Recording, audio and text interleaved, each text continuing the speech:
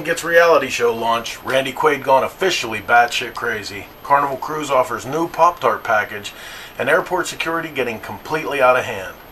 Why look for an ink that shows up on airport body scans to write, "But I was in the pool," on my belly? Let's take a look at the news. Dateline. The Cycle Source Magazine World Report. Okay, so we'd be totally remiss if we didn't mention Sarah's new show as our lead story. In the first episode, old Moose Stew is shown in her native setting, throwing around funny quotes from a recent campaign to be vice president. You know, like the ever-popular, "I can see Russia from my house." Only thing we forget is the fact that when she first said them, they weren't meant to be jokes. Whoever came up with using Palin and reality in the same sentence is either a genius or a total moron.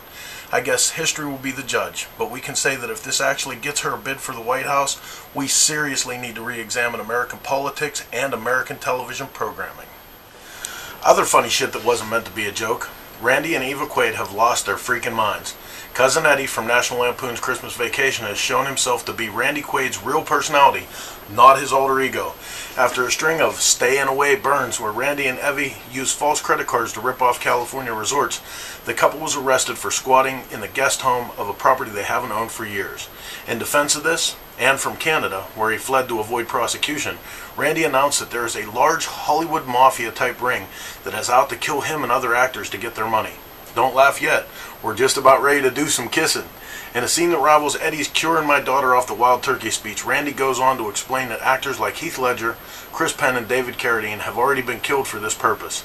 Let's see. In reality, 2 overdosed, 1 was killed by a hooker. Maybe that's it. It's a secret ring of hookers that do the dirty work.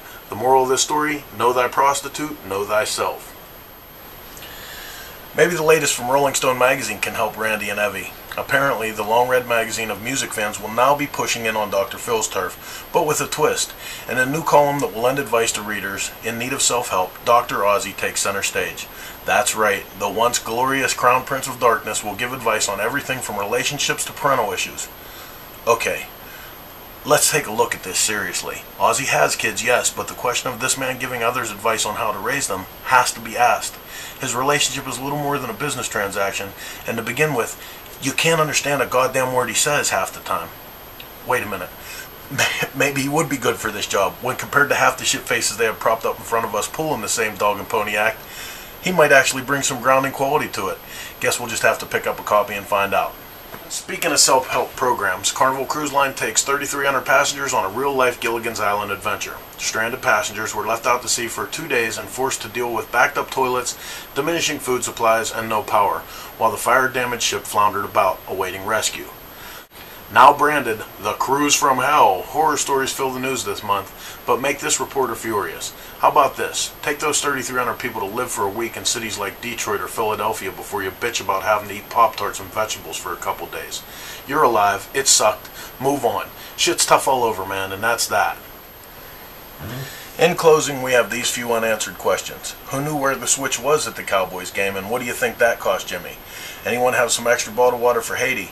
Anyone have a suggestion for Texas to transport dubage without getting busted? Is this the first year that it snowed in Minnesota? And last but not least, does this hat make my ass look fat? I know these questions seem stupid, but they honestly come from the evening news. We couldn't possibly make this shit up. While I try and hide from Kwai Chang King's hooker assassin, grab your ankles, Nancy. Here comes the news.